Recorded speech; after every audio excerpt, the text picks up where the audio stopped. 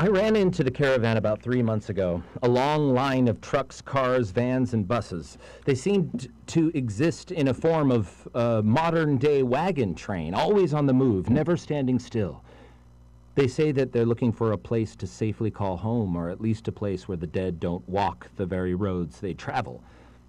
Out of the 3 people who agreed to be interviewed from that group, Big Reg has to be my favorite. A smile as large as his heart. He's one of the few people that I've seen that seems to have honestly adapted to this hell that we all struggle with.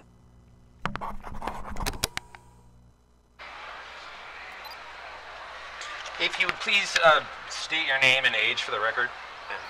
Yeah. Anytime you're ready. My name is Reginald Harvey Williams, and I'm 37.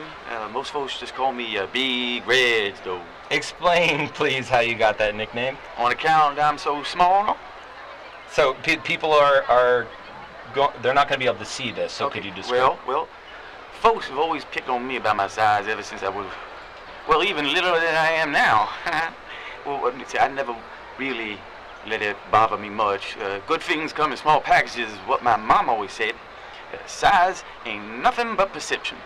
I've known men twice my size that are smaller than me. I got one of them big personalities, I guess. So they call you Big Reg because you're small? No. Tell you what happened. Back when it all started getting rough, right before everything went right to hell, but you could see that it was going that way fast. I was working as a night cook at this little truck stop right outside Bellefontaine. That's in Ohio. And anyway, it was getting pretty grim out there, and the diner was pretty near empty. And one of the other cooks, a tall, skinny kid named Terry, me and him got on pretty well. He liked to pull a prank on me, and like little thing, like put my apron up on the top shelf, or wait until I went into the storeroom to kick out the dough stop. see, the storeroom was where we kept most of the dry goods and bottles of soda and whatnot, and we used to use it as a break room when we cooked. And there was a little table, radio, and someone even brought in one of those little black and white TVs. Well, the only thing was, the storeroom door was big, busted, and didn't open from the inside. So if you was in there and someone else came along and kicked out the little chewed up hunk of wood we used to prop it open, you were pretty much stuck in there until they decided to let you out. I think I see where this is going. So it was a slow night, like I said, and things had been getting pretty bad, and we was just hearing about the worst of it, and none of us knew what to think. I mean, dead coming back to life, chewing up on people. We didn't know if it was a joke or serious or what, but I promise you this, we was all scared. So anyways, I had to go into the storeroom for something. I don't rightly remember what now, and I guess it ain't important. And Terry, well, he was kind of scared and noticed that the mood was getting low, and Terry hated that. He'd do anything to make folks laugh. So when I went in, he snuck over, and before I could turn around, he kicks out the little nubbly of wood. Oh man, was I so...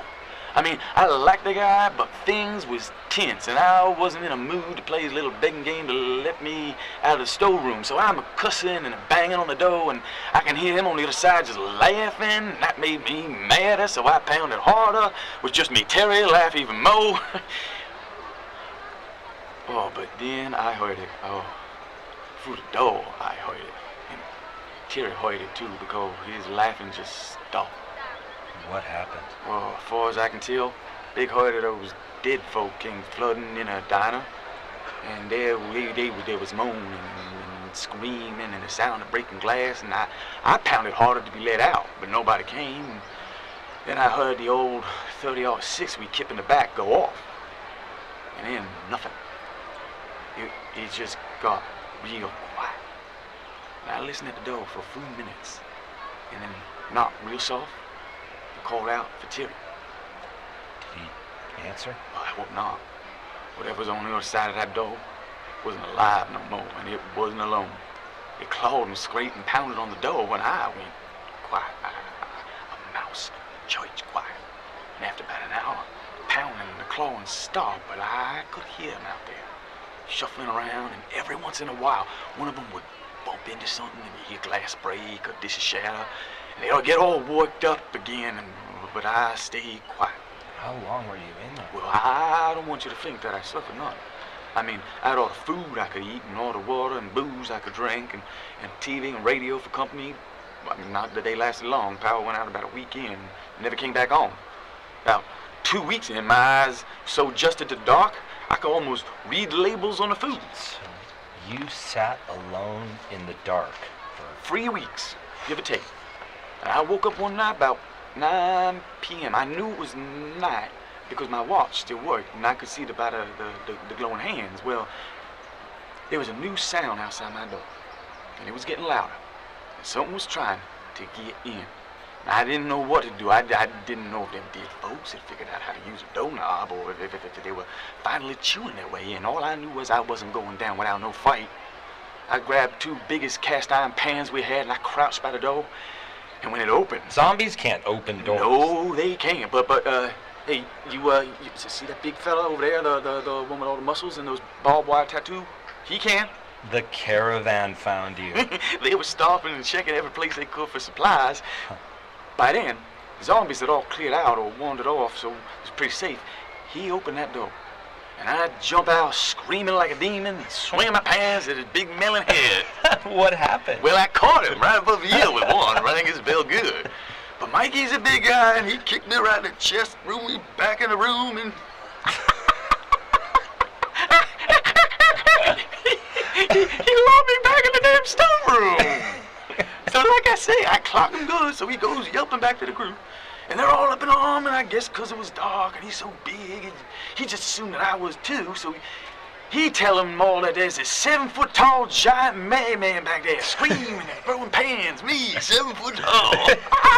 Well, they got all up in arms, and then they come back, and they screaming over and telling me to stand down, and when they opened the door, they don't see no giant man, they see me, all 5 foot, 120 pound of me, huffing and puffing in the dark and squeaking against the light like they ain't never let Mikey live it down. Ain't that right, Mikey? But the nickname stuck, and I've been riding with a caravan ever since. I figure since I was a good cook, they didn't have no one who knew their way around food, I owed them one. They're good people, one and all. Did you ever see Terry again? Yeah. A couple days later. I saw him. Said he wasn't Terry no more. He was with a big group of them. Probably the same group that came that night. What did you do? Well, we let him be. You know, I figured, let him be. If it wasn't for him, I'd be right out there beside him, so I let him be.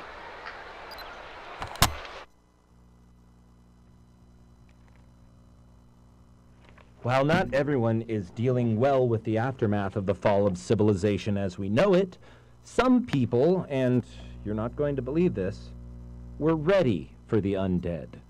Me, I can't even fathom how you could live a normal life waiting for something like this. While traveling through Chattahoochee National Forest, I stopped for water at a stream, and I noticed a fence about 100 yards from the road. After walking over, I discovered that trust doesn't come easy in this new world.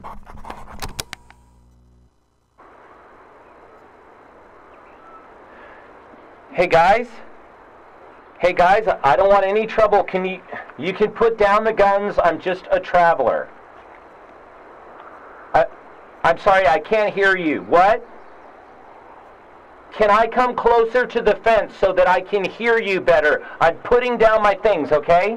You're putting down your weapons? What the hell is the matter with you, boy? I see folks coming through here and be wearing your skin like a suit. You believe this, Earl? Could you tell me your name? How about you tell me yours and I don't have Earl put a 5.56 millimeter round through your head? David. My name is David. Dave. But my friends call me Double D. But it's I'm trying to look really non-threatening, I promise. Well, you're doing a piss-poor job of it, son. Commander Dale Edwards, leader of the 23rd Georgia Militia. 23rd Militia? Is that a military organization? Is that a camera? Son, where are you from? We're the last remnants of God-fearing patriots in these here United States. How have you managed to stay here without being overrun? This here fence seems to be keeping you out. Fair point, but I'm also not a zombie. Let's make something real clear here, Double D. Your entire existence at this point is based on my good graces. I got 2 marksmen in those towers with a clear shot that you'd be more than happy to make a corpse out of you, one that don't stand back up. We're clear. Crystal. And thank you for not shooting me. Can I ask you guys, how were you able to prepare for everything that happened? Only a damn fool wouldn't have been ready for this. What other signs did you need? Everyone started ranting and raving about the medical company. It's curing folks. Karama Pharmaceuticals? Yep, that's it. Society has been breaking down for decades. Dependence on cell phones and chemicals in our food. People been ignoring it, getting lazy. Too much time on the internet. We decided to be ready when it came. We started building and stockpiling supplies. Housing, fresh water, medical supplies, generators. Hell, Earl here has the whole Dukes of Hazzard series on DVD. The good ones too, Blu-ray. So, you're safe here, but aren't you worried that you'll be attacked? I think anyone getting within 25 meters of my perimeter needs to be worried now. My mama didn't raise me to be rude, but I think you've worn out your welcome. Go on now. Don't let me see you snooping around here again, because if I do, let's just say that our cameras take pictures a whole lot better. The permanent kind. Understood? Perfectly. Thank you. Over the last few months, I've seen the best in humanity, and I've seen the worst. I've heard stories that have inspired me and lifted my spirits, and I've witnessed things that will haunt my dreams until my dying day. One of the most heartbreaking encounters I can remember happened by chance. I was traveling just outside of Fort Madison, Iowa, when the skies suddenly opened, drenching me in a torrential downpour. For the second, I forgot about the world around me as I ran for shelter. There was no worry of a zombie attack or fear of other survivors, just a cold, instinctual need to get out of the soaking rain. Forcing my way into what I thought was an abandoned fast food restaurant, I was so happy to get out of the storm that I didn't notice the loaded pistol aimed at my head until its owner cocked back the hammer. It was a girl. I guessed about 16. She ordered me back outside, motioning to the doorway with the gun. It took me a few minutes of persuading and, a few candy bars from my supplies to convince her that I wasn't a threat, and to let me stay at least until the rain passed.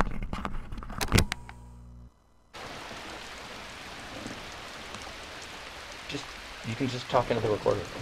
This is stupid. A deal's a deal. You better not be lying. I'm not. 2 more candy bars for your story. That's the deal. I don't know what to say. Just say your name and where you're from. T. Is that short for something? Where are your parents? Dead. How long have you been on your own? Look, I don't want to do this, okay? Talk to me? Talk to anyone. Why? Because you're all monsters. What do you mean? I mean, zombies want to hurt you, kill you. Sometimes people want the same thing. It's safer to just avoid everyone, living or dead. If I had it my way, I wouldn't have to deal with any of you. Have you had to deal with zombies? You mean like kill them? When I have to, yeah. Most of the time I just avoid them. Stay low, stay quiet, and if it gets too bad, flat out run. What about people? Have you ever killed? I can't even tell the difference anymore. Really, you're all the same. I avoid you, and if you keep coming after me, I make sure you stop. It used to bother me. I mean, back when it first started, I remember the first time I had to stop someone. I cried so hard I threw up. Stop a person or a zombie? It doesn't bother me anymore. It used to, but it doesn't. Not anymore. When is the last time that you spoke with another living person? A while, I guess. Mostly it happens like this, like you. Someone will show up in some place where I am, and I either leave or make them leave. You're lucky it's raining really hard and that you look like a wet dog. Or I'd make you leave too. Well, thank you for letting me stay and agreeing to do this. If you're lying about the candy, you're gonna be sorry. I'm not here. I trust you. Don't. Don't what? Don't trust me. Don't trust anyone. You don't seem so bad. I am. Well, you... This is stupid. I don't want to do this anymore. Can we be done? I want to be done, okay? Okay. Okay. You just stay on your side, and I'll stay on mine. Please don't make me... Just stay over there, okay? Don't worry, I will. Good. We done? One more question. What? How old are you? Why? For the record, it's for the record. What month is it? September, I think. Oh. I'm 12. I'm still 12.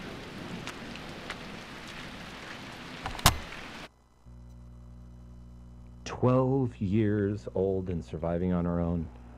12 years old.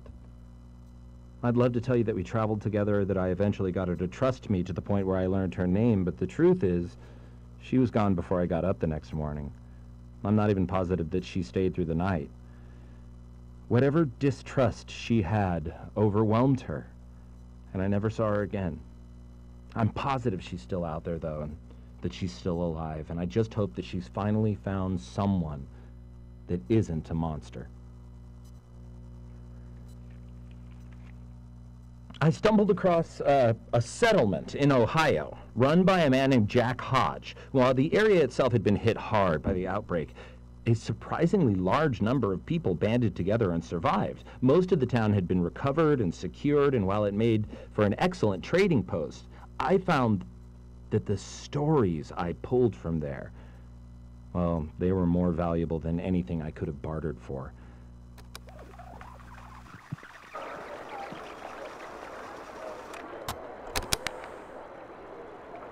Please state your name and age for the record, whenever you're ready. My name is John Colin Hodge, but most people call me Jack. I'm 41. Thanks for doing this, Jack. Most of your group seems to be avoiding me. Well, don't take it as personal. We had a bit of bad luck with some bandits a few weeks back. People are still nervous, distrustful. No badge? Excuse me? I heard a woman call you sheriff earlier. I figured that with that and the way that you carried yourself, you used to be a police officer. I'm whatever they need me to be. If they feel better thinking I'm the sheriff, then that's what I am. People need someone to look up to. So you weren't a cop? Can I be honest with you? Please. I'm only doing this because I need someone to know the truth. I figured even if it's just some kid with a tape recorder, it should be on record somewhere. Well, you realize that I plan on broadcasting this, right?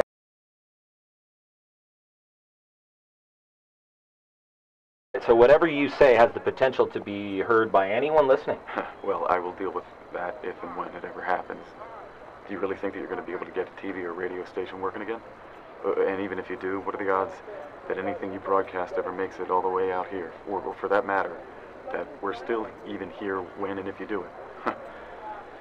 I'll take my chances. Besides, I don't hide anymore. That's not me. Well, when you put it that way. You asked if I was a cop?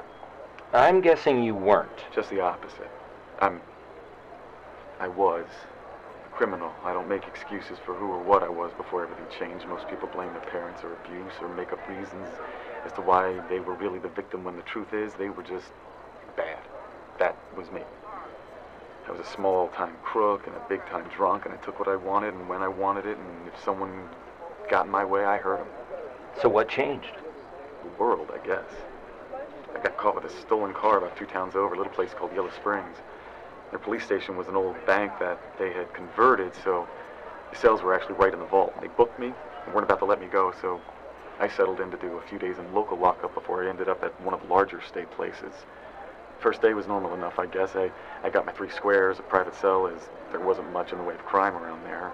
And the sheriff was even nice enough to turn the TV in my direction so that I could watch those idiots trying to sing a song on American Idol. Well, late that night, though, everything went nuts. The phone started ringing right off the hook. The sheriff answered about 2 dozen calls in the span of a few minutes, and even from my cell, I could hear gunshots outside. It was the start of the outbreak. Yeah. I didn't know that then. I just figured that there was some sort of public event and folks got out of hand, some small fair or something like that. That place felt right for that kind of thing. Did the sheriff come back? No, not the first day, not the second. Have you ever been in a jail cell when no one around? I can't say I have. Well, I can't explain to you how honestly frightening it is when you're in a cell. You're somebody else's responsibility. They have to watch over you. They got to make sure that you're not getting into trouble. They have to feed you. By the end of the second day, my throat was sore from screaming out for someone, anyone, to come get me. I was hungry, and the only water I had to drink came from, well, you get the picture, box cell and all. But the sheriff did come back. Oh, yeah. He came back all right. About halfway through day 3. I had found my voice again. Desperation had me screaming like a lunatic and rattling the bars like a pissed-off monkey in a cage. Well, I guess my racket was enough to finally draw someone's attention because the sheriff, or rather, what he had become, heard me. He was infected? That was my first time seeing one close up. At first, I thought it was a prank, like one of those hidden camera, scared straight type of shows. I was mad. I just started screaming at him, swearing. But as he came closer, I could tell that it wasn't a joke. Then my screaming went from angry to scared out of my goddamn mind. Here was this thing, bloody, dirty, stinking to high heaven, and it was trying to grab me through the bars. Well, those cells aren't that big, but I had plenty of room to pull back out of its reach. And what did you do? Man to man? Man to man. I pissed my pants. I could blame the fact that I was sobering up or that I had been drinking toilet water for 2 days straight, but the truth of the matter was, I was scared. I never felt that before that moment. True, honest to God, fear. I guess I must have passed out because after a bit I feel something tugging at my shoe. The zombie. And it was almost on top of me. But you were locked in the cell. The funny thing about prison bars, they're only there to stop the living. But the dead? The sheriff had managed to squeeze himself between the bars, head and all. Whatever force it took, reaching and clawing at me, had pushed his head right up and out, so that his eyes had popped to the sides like a big fish. He must have crushed his skull into a million pieces, and once his head was in, the rest of him was slowly following. Jesus Christ. Yeah. Those were my words, too. Exactly. I panicked, and I started kicking like the devil himself were after me, and, well, whatever that thing had done to his head to get in must have made it all soft, because about 3 good kicks and the heel of my shoe caved in the top of its skull like it was a melon, and it stopped moving. I really don't know what to say. I just sat there for a few minutes stewing in my own piss, and the stink of what was oozing out of the creature that had just tried to kill me. And the only way that I can describe it is I changed. Right then and there I changed, like God himself had given me a second chance, and I swore on my all that I wasn't going to waste it. I grabbed the keys off the sheriff's belt and I opened the door to my new life. And now you're the sheriff. I'm whatever the town needs me to be. If they take solace in calling me sheriff, then I'm sheriff. And if they need a protector, I'm a protector. And if they need a friend, I try to be the best that I possibly can be. But and the truth is, I'm more like them than anything else. The zombies, I mean. How so? Because the man that I was died that day, and when I came back, I wasn't the same. I don't think I ever will be. And what's more, I don't think that's a bad thing. The tape ran out at this point, and by the time that I had managed to change it, Jack had been called away to settle a dispute. Still, his story is one of my favorites, and whenever I feel that the world has become too hard or too mean, I stop and I listen to it. If a man like that can become a hero in the face of this horror, then I know in my heart that we can come back from anything.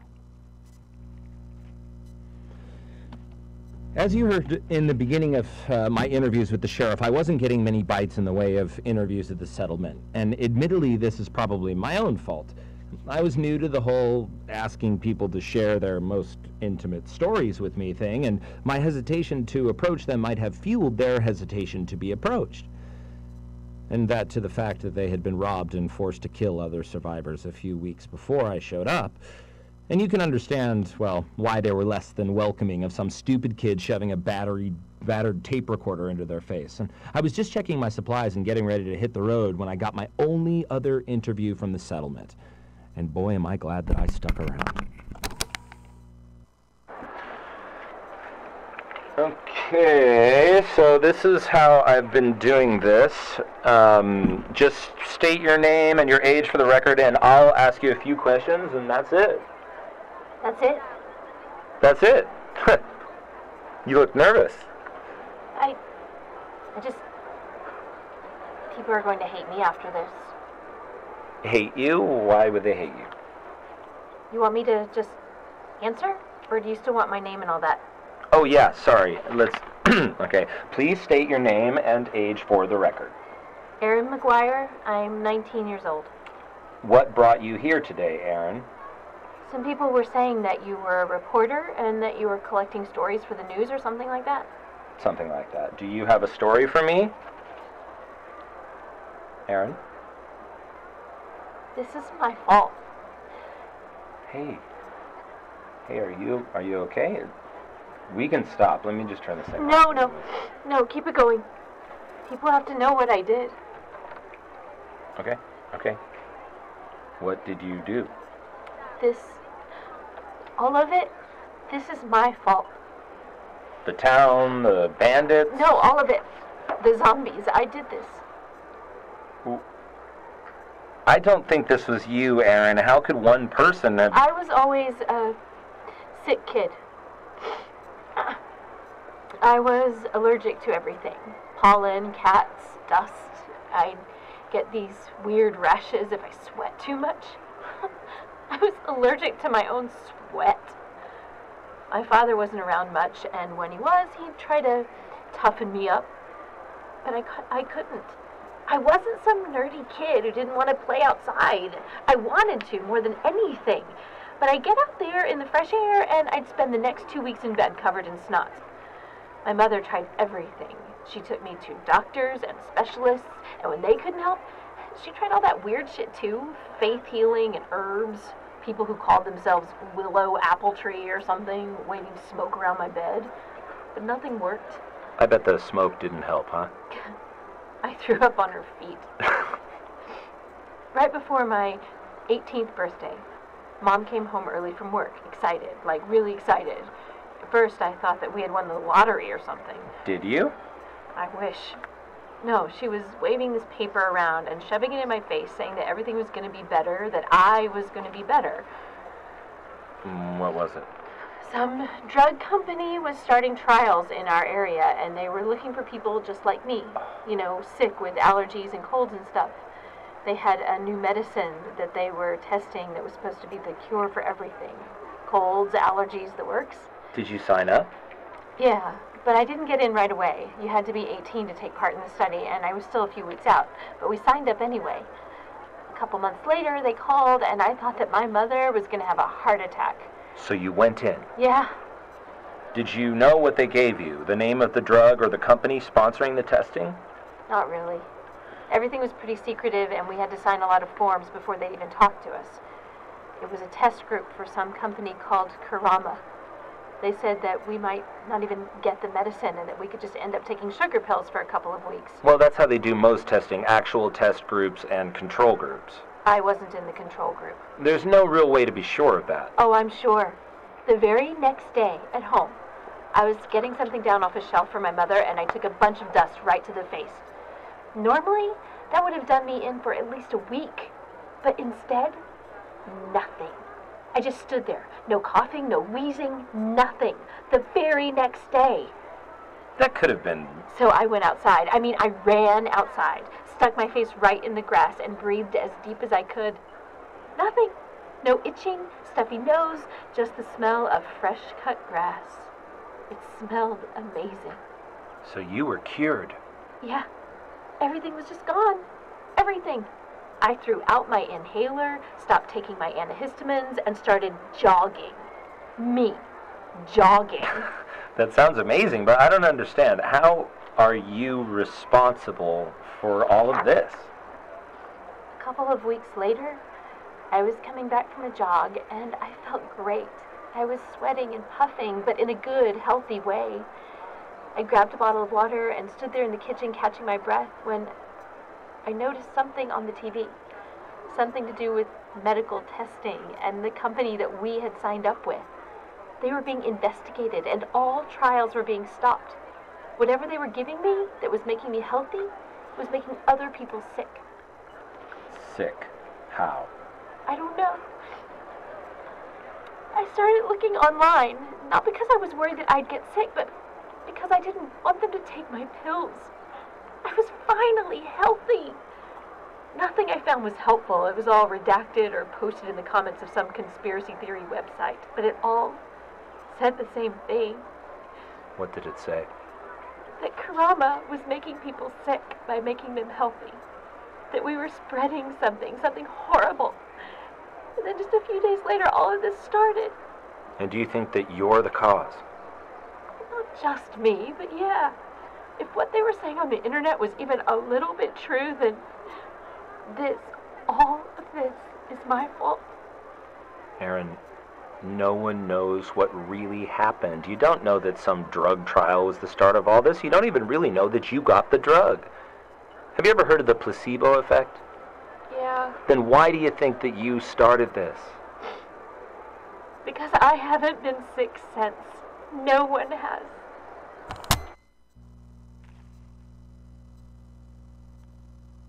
I stopped the interview there because Erin was pretty much inconsolable from that point. She started crying harder and apologizing, and the more that she did, the more I actually started to believe her. I'm not sure how much of what she said was true or how much just the guilty imagination of a scared kid, but looking back on it now, knowing what I know, she was right. I haven't been sick since this all started. None of us have.